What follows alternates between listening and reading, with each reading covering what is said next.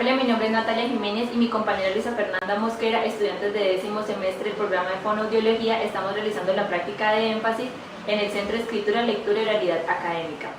Durante este trayecto de trabajo les voy a exponer el libro Comportamiento no verbal, más allá de la comunicación y el lenguaje, de los autores Rafael López, Fernando Gordillo y Marta Grau. Hay que aclarar que este libro cuenta con 5 partes, de las cuales cada una de ellas está determinada por ciertos capítulos. A continuación vamos a realizar la primera parte del libro. Vamos a iniciar con la primera parte de este libro, titulada Procesos psicológicos de la comunicación no verbal, emoción, motivación y cognición, a cargo de los autores Fernando Gordillo León, José María Arana, Rafael López y Miguel Ángel Pérez. Para la introducción de este capítulo, los autores quieren realizar una pregunta para ser respondida durante el trayecto de la exposición. La pregunta es, ¿qué significa esta conducta no verbal? Bueno, la respuesta para esta pregunta inicia con la palabra depende. ¿Depende de qué? Depende del analizar los 3 procesos básicos del ser humano, que son la motivación, la emoción y la cognición. Y la relación de estos procesos nos van a determinar una conducta. Vamos a iniciar con el concepto de la emoción. La emoción implica un sistema de procesamiento de la información que va a organizar una actividad, en la cual es un proceso que va a implicar unas estrategias desencadenantes como lo son las experiencias subjetivas o sentimientos. Aparte de eso, va a estar acompañado de diversos niveles de procesamientos cognitivos, cambios fisiológicos, procesos expresivos y de comunicación, los cuales van a estar acompañados de efectos motivadores. ¿Para qué? Para que el ser humano pueda adaptarse dentro de un entorno. Bueno, ahora vamos a ver, según el autor Reve, 1994, nos va a dar lo que son las emociones básicas primarias. Iniciamos con la tristeza. La tristeza, su principal función, ¿cuál es? La reintegración, lo cual nos va a generar conductas empáticas. La alegría, ¿cuál va a ser su función? Aumentar la capacidad de disfrutar. ¿Y cuál va a ser su consecuencia? Generar una actitud positiva. Ahora continuamos con el miedo. Su principal función, ¿cuál es? La protección. Bueno, continuamos con la emoción de la ira. La ira, su principal característica, ¿cuál es? La autodefensa, lo que va a generar un ataque.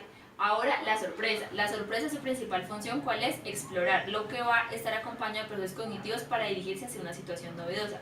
Y por último tenemos el asco. Su principal característica, ¿cuál es? El rechazo, lo que va a estar acompañado de respuestas que sean de escape o de evitación. Ahora tenemos el concepto de la motivación. La motivación es esa necesidad o deseo que tenemos para dirigirnos hacia una conducta. Está acompañado también de un proceso psicológico que permite plantearse un objetivo. Y por último, lo que va a hacer es relacionarse con la supervivencia y con el crecimiento personal. Bueno, la motivación también tiene su propia clasificación en motivos primarios y motivos secundarios. Dentro de los motivos primarios encontramos lo que es el hambre, la sed, el sueño y el sexo, donde el hambre es ese aporte energético que necesita el organismo. La sed es la disminución de los fluidos corporales, por lo tanto va a tener un nivel bajo de agua. El sueño es esa restauración fisiológica y psíquica que necesitamos, y el sexo es esa anhelación de la actividad sexual. Por otro lado tenemos los motivos secundarios. Dentro de los motivos secundarios está la motivación del logro, motivación de poder y motivación de afiliación. La motivación del logro es esa tendencia a querer buscar el éxito. La motivación de poder es esa necesidad de querer controlar a los demás. Y por último, la motivación de afiliación, que es querer mantener esa relación positiva con los demás. Continuamos con el concepto de la cognición. La cognición es ese conocimiento adquirido que mediante las funciones mentales realiza un proceso en conjunto para poder recibir los estímulos percibidos, para así poder dar una respuesta y finalizar con la evocación, el almacenamiento, para dar la información sensorial entrante. Ahora vamos a dar paso a la parte segunda, titulada Canales expresivos no verbales, donde vamos a iniciar con el capítulo número 2, que es Expresión facial de las emociones y Sistema de codificación facial, a cargo de los autores Rafael López, Fernando Gordillo, Lilia Mestas y Miguel Ángel Pérez. En la introducción de este capítulo, los autores nos dicen que uno de los canales más importantes del análisis del comportamiento no verbal es la expresión facial. Por lo tanto, van a ver unos elementos que van a determinar este canal de comunicación, que son los motivos intrínsecos y los motivos extrínsecos. Los motivos intrínsecos son esas cualidades propias que tiene la expresión facial y las van a dividir en ¿qué? Alta reactividad y baja perceptibilidad. La alta reactividad son esos movimientos musculares que tiene cada una de las emociones, y la baja perceptibilidad va a ser esos movimientos faciales que son automáticos y no conscientes. En los motivos extrínsecos, por el contrario, son todas las investigaciones que ha tenido la expresión facial. Por lo tanto, van a haber evoluciones en la investigación de la expresión facial, gran cantidad de investigación científica y por último los sistemas de codificación. Ahora el concepto de la expresión facial de las emociones. La expresión facial es un papel muy importante para las interacciones sociales. ¿Por qué? Porque esta expresión va a ser modulada por el emisor, por lo cual el receptor va a recibir esta información y entre ellos van a hacer una interacción para poder tener una transmisión de sentimientos. Algo importante de este concepto es que la expresión facial es muy importante para el análisis del comportamiento no verbal porque va a servir como indicador para analizar el ser humano. Ahora continuamos con los métodos para la codificación de la expresión facial. Encontramos el método FACS, que es la clasificación del efecto facial, que es un atlas que clasifica las imágenes utilizando fotografías y lo divide en tres partes: frente, ojos y párpados, mejilla, nariz, boca, mentón y mandíbula. Continuamos con el método FACS, que es el sistema de codificación de la acción facial, que identifica esas emociones en función de un movimiento muscular determinado. Y también está el ENFACS, que es el sistema de codificación de la acción facial y emocional, donde es una abreviación del anterior método. Pero ¿qué pasa? Estos movimientos musculares van a ser asociados a las expresiones faciales. Continuamos con el capítulo 3 titulado Expresión corporal, movimientos corporales, posturas, orientación corporal y gestos, a cargo de los autores José Manuel Petisco y Naikari Sánchez Herrera. Iniciamos con el concepto de la expresión corporal. La expresión corporal es la manifestación de actitudes y motivaciones que son voluntarias e involuntarias. El movimiento corporal, que va a ser el eje central de la kinesia. Por lo tanto, esta kinesia, ¿qué va a ser? Va a ser el universo de las posturas corporales, de las expresiones faciales y del comportamiento gestual alrededor de la comunicación. El concepto del movimiento corporal. El movimiento corporal es esa forma aprendida de la comunicación pautada, que va a ser identificada dentro de una cultura para a su vez ser susceptible y analizada dentro del análisis del comportamiento no verbal que tiene una persona. Continuamos con la postura. La postura es esa disposición del cuerpo o sus partes en relación del sistema determinado. La postura, al igual, tiene una clasificación, que es la posición estática y la postura dotada de movimiento. La posición estática es la misma postura y la posición dotada de movimiento es el gesto. Por lo tanto, la relación de estos va a ser en un mismo cuerpo. Por lo tanto, como conclusión, la postura, ¿qué es? Se puede tener información sobre la actitud de un sujeto para tener indicación del comportamiento no verbal. Ahora, la orientación corporal. La orientación corporal es el grado de desviación que tenemos entre las piernas y los hombros en un individuo durante una interacción. Esta orientación corporal se va a ver de manera frontal y lateral. Frontal es cara a cara y lateral es lado a lado. Por último, tenemos el gesto como movimiento corporal. El gesto es un movimiento que no solamente incluye las manos y los brazos, también tenemos que tener en cuenta lo que es la cabeza, el tronco, las piernas y los pies. Ahora, la relación entre gestos y emociones. Las emociones se manifiestan a través de una parte central, que es la cara. Por lo tanto, Rice y Corte en 1980 nos dicen que la cara es una zona de comunicación especializada para actuar actitudes y emociones. Y Ekman y Friesen en 1969 nos dicen que la cara es la principal sede de las emociones y van a exhibir las señales no verbales que van a indicar este análisis. Ahora vamos a dar continuación a mi compañera Luisa Fernanda, que va a explicar el capítulo 4, que es la proxemia. Mi nombre es Luisa Fernanda y vamos a continuar con el capítulo número 4, que se titula Proxemia. Como personas inmersas en un contexto de interacción, hemos descubierto una de las principales necesidades para evolucionar como sociedad, y es comunicarnos. Esta característica netamente humana sigue una serie de reglas que facilitan o dificultan que podamos cumplir dicho objetivo, que no es nada más y nada menos que poder crear lazos positivos entre las personas. ¿Y cómo podemos estrechar estos lazos? Por medio de componentes de la comunicación que facilitan esto, como lo es la proxemia. Pero entonces, ¿qué es la proxemia? La proxemia se encarga de estudiar las relaciones de proximidad y alejamiento entre las personas y los objetos durante la interacción. Además, estudia las posturas adaptadas y la existencia o ausencia de contacto físico. A su vez, hay que tener claro que las normas proxémicas no son únicas, no son universales. Según el autor Early, propone que las diferentes culturas del mundo manejan sus reglas proxémicas. Ejemplo, en Japón, las personas no hacen contacto físico durante la interacción, a diferencia de las personas latinas. Teniendo claro el concepto de proxemia, definiremos las diferentes distancias que se dan en este proceso de comunicación propuestas por Edward Hall. Comenzamos con la primera, que es la distancia íntima. Esta es la distancia más estrecha que se permite en relación con nuestro cuerpo. El autor también la llamó zona íntima privada. Es la distancia del amor, lucha y consuelo. El contacto físico entre las personas es muy estrecho. La siguiente es la distancia personal. Es una esfera protectora que mantiene a las personas alejadas del resto. Luego tenemos la distancia social, que es la distancia que se mantiene con los extraños, es decir, con las personas con las cuales no tenemos ningún tipo de relación sentimental ni amistosa. Por último tenemos la distancia pública, que se da a más de 3.5 metros y no tiene límite. Es la distancia propia para poder dirigirse a un grupo de personas. Ahorita continuamos con el capítulo número 5, que se titula Prosodia emocional. La prosodia emocional es uno de los aspectos más importantes en el análisis del comportamiento no verbal. Tal y como nos plantea López, a veces la voz dice más que las palabras. En ese sentido, la prosodia emocional es el uso de los sentimientos en el habla, que se hacen tangibles por medio de aspectos tan importantes como lo son el acento y la entonación. Para que podamos entender qué es el concepto de prosodia y de dónde nace, es necesario que podamos abordar unos conceptos básicos, como son la voz. La voz es el soporte físico de la comunicación. Por medio de ella, los pensamientos se hacen audibles. La voz posee las características acústico-perceptuales que son tono, timbre e intensidad. El tono es la altura de los sonidos, que está dado por las características anatómicas de la laringe, es decir, entre más alta, más agudo los sonidos y entre más baja, más graves. El timbre es el matiz personal de la voz y depende también de las características anatómicas de las cavidades resonanciales. Por último tenemos la intensidad, es decir, la fuerza del sonido o como se conoce, el volumen. Luego tenemos la articulación. La articulación es un acto motor fino en el que participan diferentes órganos que determinan los puntos y los modos articulatorios. Y por último tenemos la fluidez, que la fluidez se percibe cuando el individuo logra expresar sus ideas, pensamientos de forma completa, con un adecuado manejo del vocabulario y recursos cohesivos que dan cohesión a su discurso. Continuamos con el capítulo número 6, que se llama Otros canales. En este capítulo se definen diferentes canales de la comunicación no verbal que no son muy conocidos. Primero, áptica. Tocar a una persona puede ser más significativo que 1000 palabras. Baldmaner, 1998.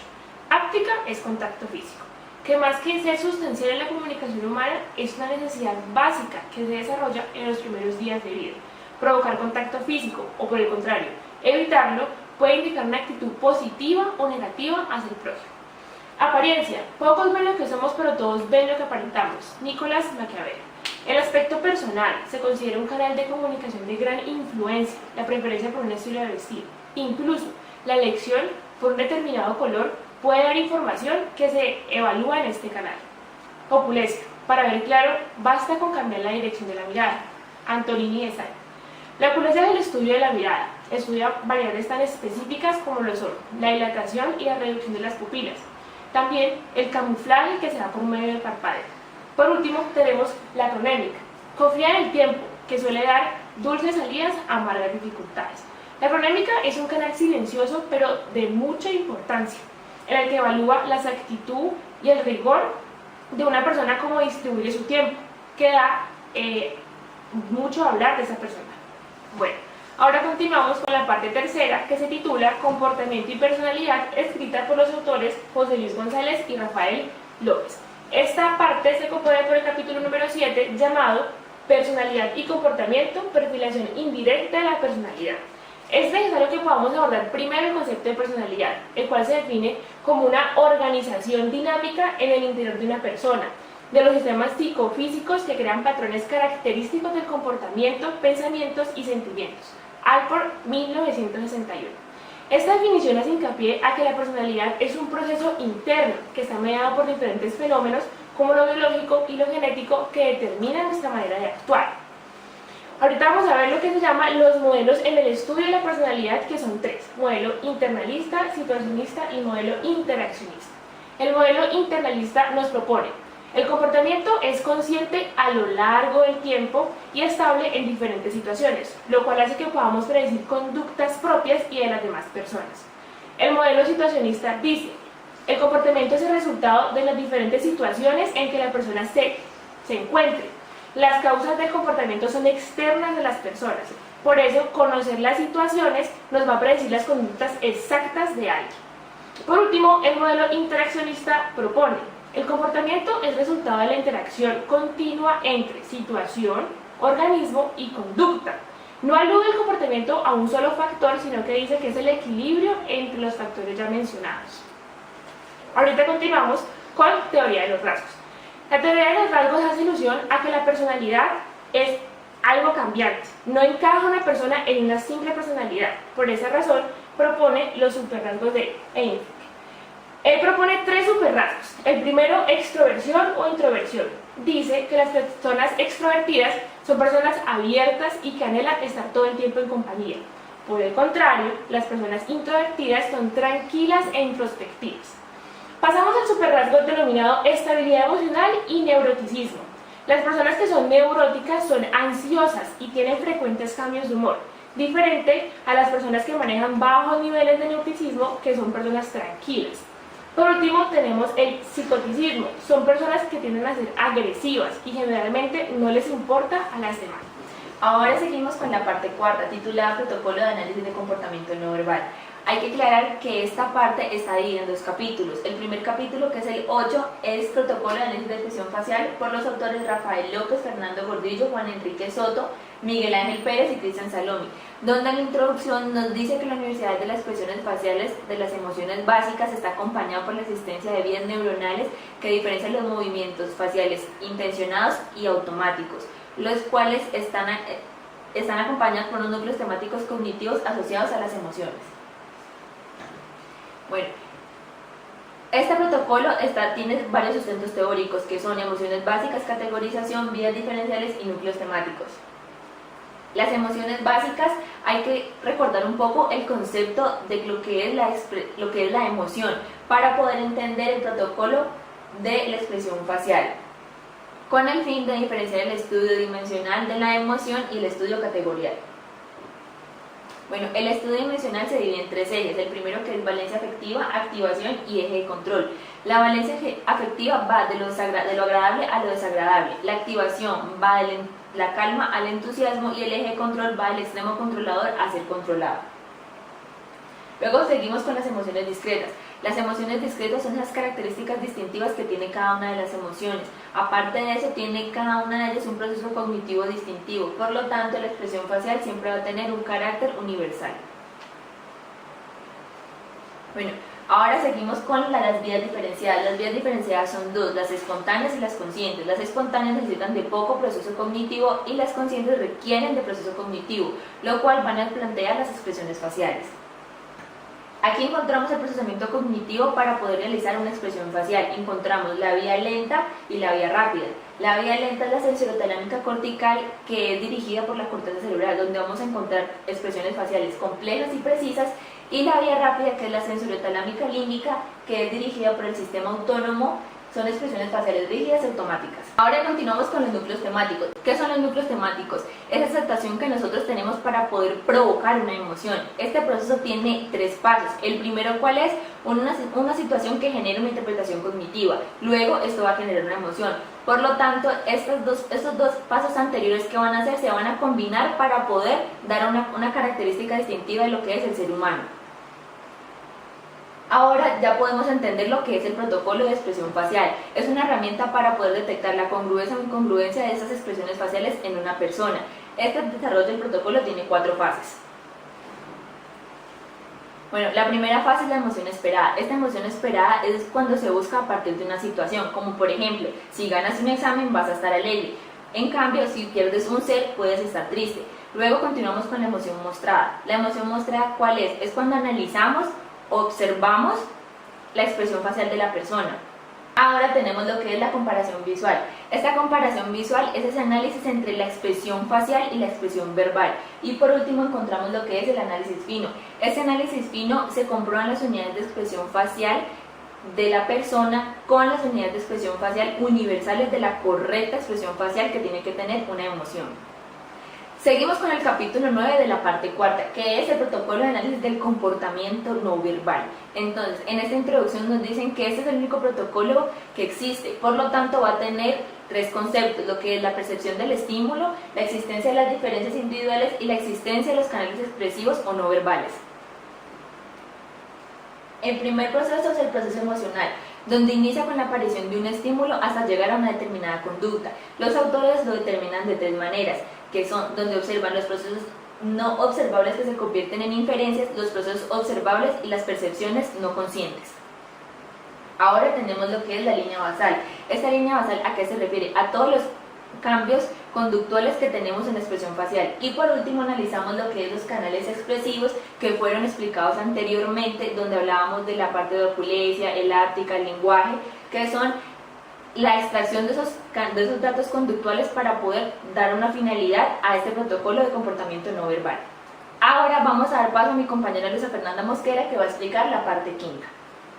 Para finalizar tenemos la parte quinta, que se titula Utilidad del análisis del comportamiento no verbal en ámbitos profesionales. Esta parte a su vez se compone por diferentes capítulos. Empezamos con el capítulo número 11, llamado Utilidad del análisis del comportamiento no verbal en ámbitos educativos. Este capítulo plantea que el aprendizaje no depende solo de qué se enseña, sino también de cómo se enseña. José Manuel Petisco. Esto quiere decir que cuando el docente está dando su clase debe preocuparse por dos aspectos. El primero es el contenido del mensaje que va a transmitir y lo segundo es quién es su público. Y para que él pueda conocer su público debe dominar estas tres habilidades comunicativas. La primera, lectura de significados. Aquí es lo que el docente debe de hacer para identificar a sus estudiantes, es decir, hacer una lectura de su comportamiento no verbal, identificar si entendieron o no entendieron la clase o si están distraídos, para que pueda usar estrategias que los conecten de nuevo. Continuamos con gestos, entonación y la transmisión congruente del mensaje. Esto hace referencia a lo que el docente debe de dominar de su comportamiento no verbal. El docente debe tener en cuenta que su voz siempre debe tener variaciones, no debe ser monótona, que su comportamiento no verbal debe manejar la proxemia, es decir, acercarse al estudiante cuando no está entendiendo, cuando lo vea distraído para volverlo a conectar. El capítulo número 12 se titula Comunicación no verbal y política, ser, hacer y parecer. La política, al igual que la comunicación, es un proceso que implica diálogo y como todo intercambio comunicativo está permeado por diferentes factores, como es lo verbal y no verbal, que siempre tienen que relacionarse. Por eso hacemos alusión al concepto de ser, hacer y parecer. Marco Fabio Quintilano proponía y daba el siguiente consejo: cuidar del traje, vestir de manera viril y elegante, sin rebuscamiento ni negligencia, modular la voz y dominar su tono en cada ocasión. Si traemos esta frase a la actualidad, Marco Fabio lo que recomendaba a los políticos era que hablaran con su cuerpo, porque en muchas ocasiones convencía más la forma en que presentaban el mensaje que el contenido. Por esto, Manzanino en 1689 propone tres máximas que debe tener todo político. 1. Tomar conciencia de la conducta no verbal. 2. Adaptar la expresión verbal y el corporal a las emociones. Explicaba que por muchas emociones y sentimientos que pudiera estar manejando en ese momento la persona, tenía que tener control sobre eso para que no perdiera credibilidad sobre su público. Capítulo número 3, que se titula El análisis de la conducta no verbal en la investigación policial. El comportamiento es un medio de comunicación para recibir información, al igual que la palabra hablada. Por esta razón, todo policía debe usar su conocimiento para comunicar o captar alteraciones en el comportamiento propio y también de la persona que está investigando.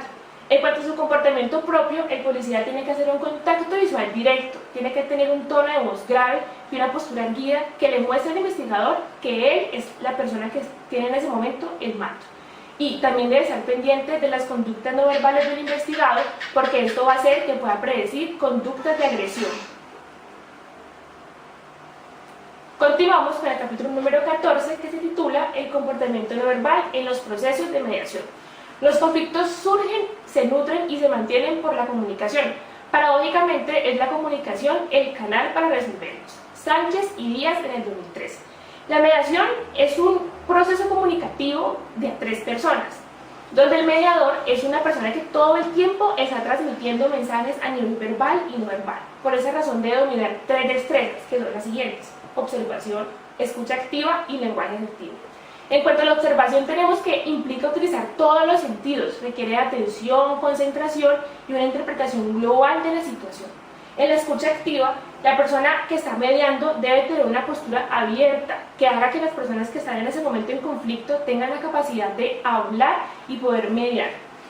Por último, tenemos un lenguaje asertivo, es decir, es el lenguaje que está utilizando el mediador para traer tranquilidad a las personas que están en ese momento en el conflicto. El capítulo número 15 se titula Comunicación no verbal en la medicina asistencial.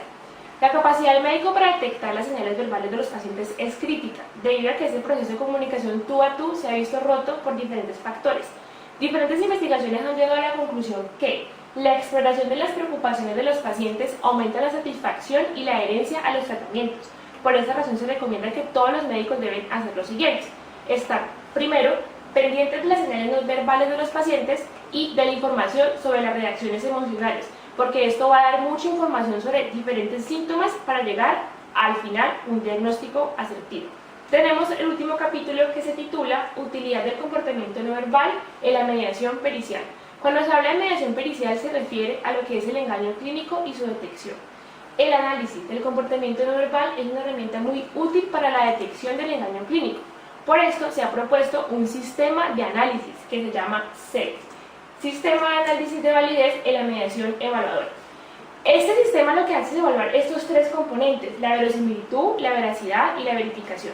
La verosimilitud hace referencia al contenido semántico que la persona está diciendo, es decir, si realmente es cierto lo que la persona está refiriendo.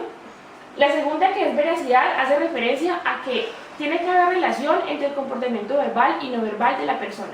Y por último, es la verificación, en donde se lleva a cabo el proceso de hubo o no hubo engaño clínico. Y en caso de que haya habido este engaño, se hace una remisión de esta persona a diferentes especialistas que puedan determinar si hay salud mental o no. Tenemos la bibliografía. Listo. Con eso terminamos y hacemos el cierre de la exposición. Esperamos que para ustedes haya sido de agrado esta presentación. Les recomendamos que puedan leer el libro y ustedes mismos vivir la experiencia y aprender el conocimiento de qué es la comunicación no verbal y cómo es su aplicación en los diferentes ámbitos de la vida. Muchas gracias.